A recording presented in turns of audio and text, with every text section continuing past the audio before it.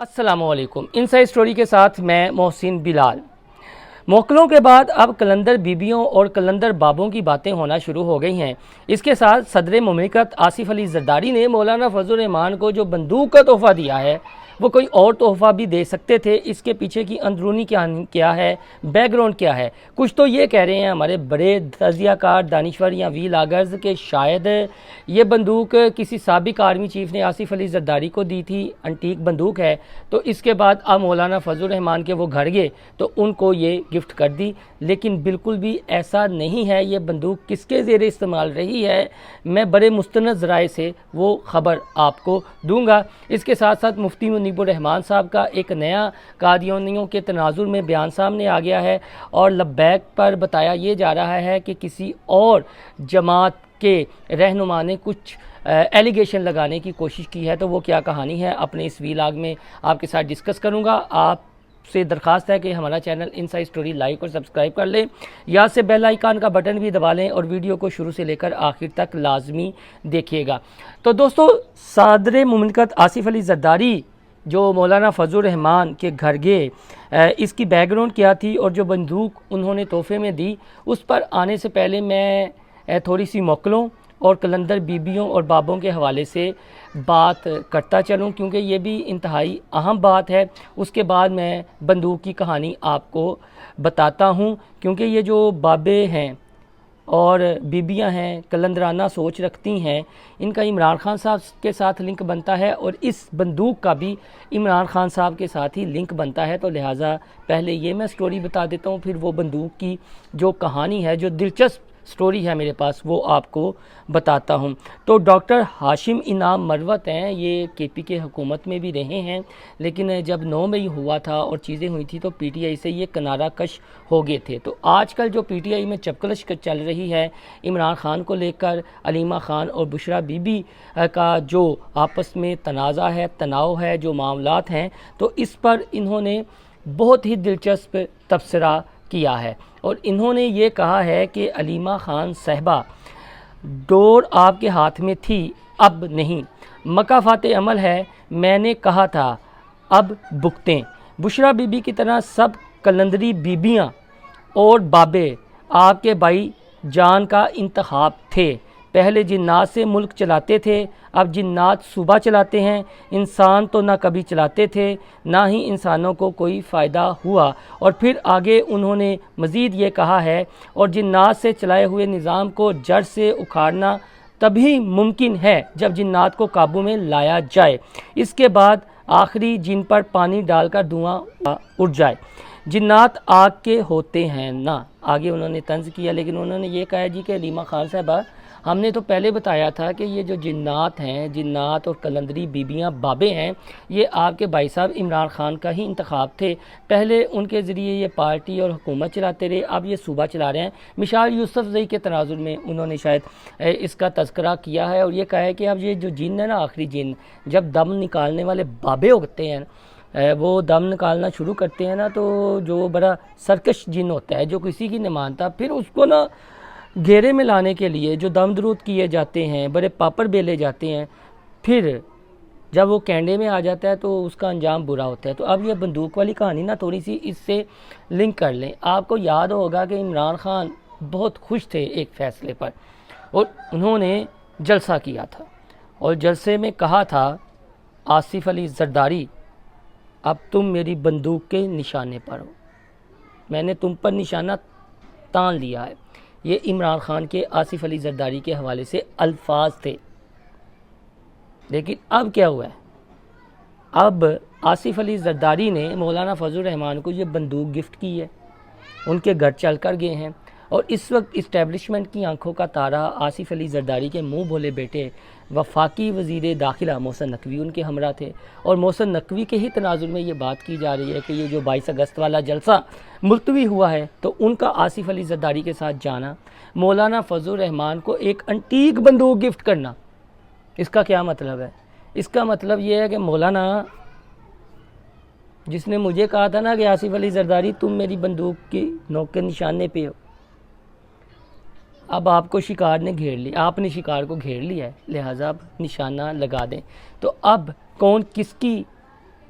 بندوق کی نوک کے نشانے پر ہوا، اور یہ کیا کر رہے ہیں اور یہ جن کس نے نکالنا ہے؟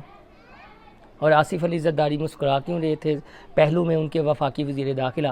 محسن نقوی کھڑے تھے۔ یہ تو ہے ایک اس کا بیک گراؤنڈ، کیونکہ آصف علی زرداری کے جو قریب ترین ساتھی رہے ہیں نا، ان سے ہماری گفتگو ہوئی ہے بڑی ڈیٹیل، اور بار بار ہم نے یہ کہا، تو مزاج کے لحاظ سے انہوں نے یہی ہمیں بتایا کہ آصف علی زرداری کسی کا وہ جو ہے نا سان یا چیزیں وہ بقیہ نہیں رکھتے۔ تو مولانا فضل الرحمان ان کے پرانے اتحادی ہیں، اور مولانا فضل الرحمان کو یہ بندوق دینا کہا کہ شکار آپ نے گین لیا ہے، بندوق میری ہے، نشانہ مولانا لانا ہے تو لا دو۔ اور رہی اس انٹیک بندوق کی بات، تو کوئی کہہ رہا ہے نا یہ کسی سابق آرمی چیف نے آصف علی زرداری کو گفٹ کی تھی، یا کسی اور فوجی افسر نے انہیں گفٹ کی تھی، تو ایسی کوئی کہانی نہیں ہے۔ ہمارے ذرائع کے مطابق یہ جو انٹیک بندوق ہے نا، یہ صدر مملکت آصف علی زرداری کے جو والد ہیں مرحوم حاکم علی زرداری صاحب، ان کے زیر استعمال تھی۔ ان کے پاس انٹیک بندوقوں کا آپ کہہ لیں کہ ایک بہت بڑی تعداد میں ہے، تو یہ بندوق ان کے زیر استعمال تھی۔ اور آصف علی زرداری کے بارے میں یہ بھی کہا جاتا ہے، اور ان کے والد کے بارے میں، کہ ان کو اسلحہ کا بہت شوق ہے۔ جس طرح کہا جاتا ہے نا وہ گھوڑے پالنے کا شوقین ہیں، اور اعلیٰ نسل کے گھوڑے وہ رکھتے ہیں، اس کے عادی ہیں۔ تو اسلحے کے حوالے سے بھی یہ کہا جاتا ہے کہ آصف علی زرداری اور ان کے والد کافی شوقین تھے۔ تو یہ جو بندوق ہے نا انٹیک بندوق، یہ ان کے والد کے زیر استعمال تھی، یعنی ان کی ذاتی کچھ رکھا ہوتا ہے نا انہوں نے اپنے پاس، تو اس میں سے آصف علی زرداری نے اپنے پرانے اتحادی اور دوست مولانا فضل الرحمان کو یہ گفٹ کیا ہے۔ اور آپ کو یاد ہوگا آصف علی زرداری نے ایک دفعہ یہ کہا تھا، جب ان سے سوال ہوا کہ مولانا فضل الرحمان زیادہ نواز شریف صاحب کے قریب ہیں یا آپ کے، تو وہ مسکرا دیے کہ ہمارے ہی دوست ہیں۔ تو یہ ان کی فرینکنیس کا لیول ہے۔ اب کوئی یہ کہہ رہا تھا جی یہ منڈے ہے جو جوائنٹ سیشن بلایا گیا ہے،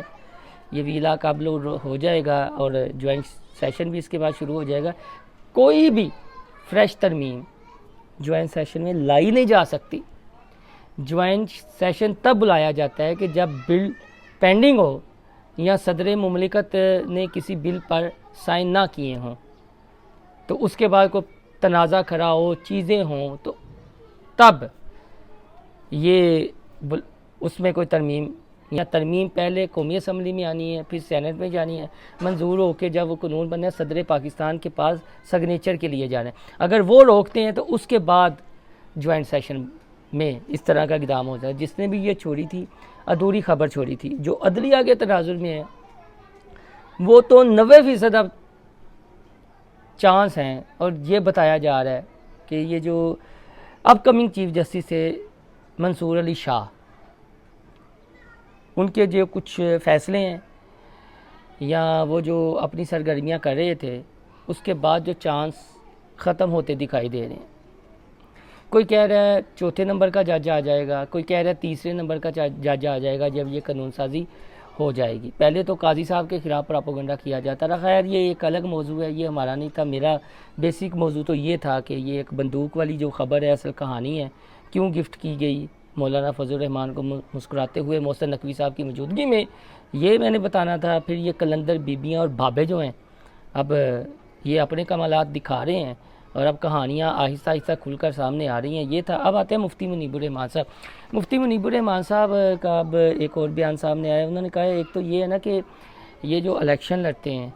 اور ان کے لیے لازمی قرار دیا گیا ہے کہ عقیدہ ختم نبوت صلی اللہ علیہ وآلہ وسلم پر ایمان رکھنا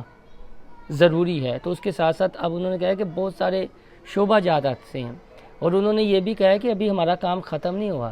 ابھی تو جدوجہد جاری ہے، ابھی تو ایک ٹریلر تھا، ابھی تو ہمیں مزید اقدامات کرنے کی ضرورت ہے، اپنی جدوجہد کو تیز کرنے کی ضرورت ہے کہ یہ جو نوکریاں ہیں یا اعلیٰ عہدوں پر فائز ہوتے ہیں، ان کے لیے بھی ضروری قرار دیا جائے کہ عقیدہ ختم نبوت صلی اللہ علیہ وآلہ وسلم پر ایمان، اور کچھ ایسے ہی کوئی ترمیم لائی جائے اور ایفیڈیوٹ یا چیزیں کی جائیں۔ یہ مفتی منیب الرحمان صاحب کے۔ اب جمعیت اہل حدیث کے ہیں علامہ احتشام ظہیر، سوشل میڈیا پر وہ بھی کافی زیادہ پاپولر ہیں جی۔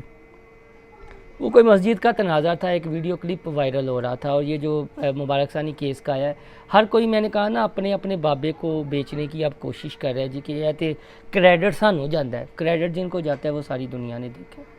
سب نے دیکھا، کس نے آواز اٹھائی؟ انہوں نے کہا جی ہمارے ایک کوئی حسن معاویہ صاحب ہیں غالباً، انہوں نے اس کے حوالے سے پوسٹ بھی کی تھی، ملاقات بھی کی جی کہ وہ ان کو کریڈٹ جاتا ہے۔ پھر لیب بیک نے ان کے اس اقدام کو آگے بڑھایا اور مزید اس میں جوش پیدا کیا، اور ساتھ میں یہ کہا جی کہ یہاں پر کچھ بھی اب ہو جاتا ہے، کوئی بھی قانون کے کٹہرے میں کھڑا ہونے والا ہوتا ہے یا قانون ہاتھ میں لیتا ہے یا انتشار پھیلانے کی کوشش کرتا ہے تو آگے سے کہہ دیا جاتا ہے جی کہ ہم تو لبیک والے ہیں۔ تو دیکھیں جی، کسی کا منفی نام استعمال کرنا، آپ کو تو اس چیز کی مذمت کرنی چاہیے، آپ کو ان چیزوں کو تو ہوا دینی نہیں چاہیے۔ اور مجھے اچھی طرح یاد ہے، شاید ان کو بھول گیا ہو، کہ علامہ خادم حسین رضوی جب حیات تھے تو آخری بڑی بیٹھک مذہبی جماعتوں کے جن رہنما کی ہوئی تھی، یہ لارنس روڈ جو ان کا مدرسہ ہے علامہ ابتسام الہی ظہیر وغیرہ کا، جمعے کا غالباً روز تھا، جو راہ حق پارٹی کے ہیں، سربراہ مولانا اعظم طارق کے جو بیٹے ہیں وہ معاویہ اعظم طارق، وہ یہاں پر آئے تھے، اور علامہ خادم حسین رضوی بھی تھے۔ ملاقاتیں ہوئی تھی کہ جب کوئی مذہبی معاملہ ہوگا تو ہم سب کو مل بیٹھنا ہوگا، ہم سب کو ایک تحریک چلانی ہوگی، کیونکہ ان دنوں میں بھی مدارس کے حوالے سے اور طلبہ کے حوالے سے بہت زیادہ باتیں ہو رہی تھیں، اور جو مذہبی جماعتیں ہیں ان پر یہ ٹیگ لگنا شروع ہو گیا تھا کہ شاید یہ شدت پسندی کو یا انتہا پسندی کو یا انتشار کو فروغ دیتے ہیں، تو پھر ایک مشترکہ لاہ عمل بنانا تھا۔ تو بھائی جان اب آپ یہ دیکھیں، اگر آپ نے ٹرین مس کر دی ہے تو جو اس ٹرین پر بیٹھ گئے ہیں کسی بھی معاملے پر، خاص طور پر جنہوں نے مبارک ثانی کیس کو لیڈ کیا ہے، یہ ایشو ریز کیا اور پھر یہ حل طلب ہوا، اور چیف جسٹس آف پاکستان قاضی فائز عیسیٰ کو احساس ہوا غلطی کا، اور غلطی کا ازالہ بھی کیا گیا، تو انہوں نے کریڈٹ دو۔ وہ ایویں ادھروں ادھروں گلاں پھڑ کے تسی اپنی الگ ایک چرن بیچنا چاہتے ہو، تو یہ نہیں ہے۔ پہلے تحقیق کر لیں کسی بھی حوالے سے کوئی بیانات دینے سے پہلے، تاکہ معاملہ پھر آپس میں کوئی نفرتیں پیدا نہ ہو، کیونکہ دشمن تو چاہتا ہے کہ آپ لوگ تفریق ہو، ایک دوسرے پر الزام لگائیں، اور ان کا اپنا جو مقصد ہے، ویسٹرن انٹرسٹ ہے، وہ حل ہوتا رہے۔ لیکن کوئی بھی بیان دینے سے پہلے پھر بھی بات چیت کر لینا، مل بیٹھ جانا ضروری ہے، کیونکہ جس طرح مفتی منیب الرحمان صاحب نے کہا ہے نا کہ آگے بہت کچھ ہونا ہے اور بہت کام کرنا باقی ہے، تو اس جانب توجہ دیں، ایک دوسرے پر الزام تراشی کی بجائے۔ ہم تو اتنا ہی کہیں گے دوستو، اگلا جو میں نے ویلا کرنا ہے نا وہ بڑا انٹرسٹنگ ہے، ڈیٹا اکٹھا ہو گیا تو انشاءاللہ تعالی وہ بڑا انٹرسٹنگ سعودی عرب کے ریلیٹڈ ہے اور بڑا اہم ٹاپک ہے، ابھی یہاں پر ڈسکس نہیں ہو رہا، لیکن آنے والے دنوں میں آپ یہ دیکھیں گے کہ اس حوالے سے باتیں ضرور ہوں گی کہ کیا کچھ ہو رہا ہے، خاص طور پر میڈل ایسٹ کے تناظر میں، اور یہ جو مغربی میڈیا ہے نا ان کے پیچھے کیوں پر ہے، وہ کہانی بھی آپ تک پہنچائیں گے۔ آپ سے درخواست ہے ہمارا چینل انسائیڈ اسٹوری لائک اور سبسکرائب کرنا نہ بھولیے گا۔ اللہ حافظ۔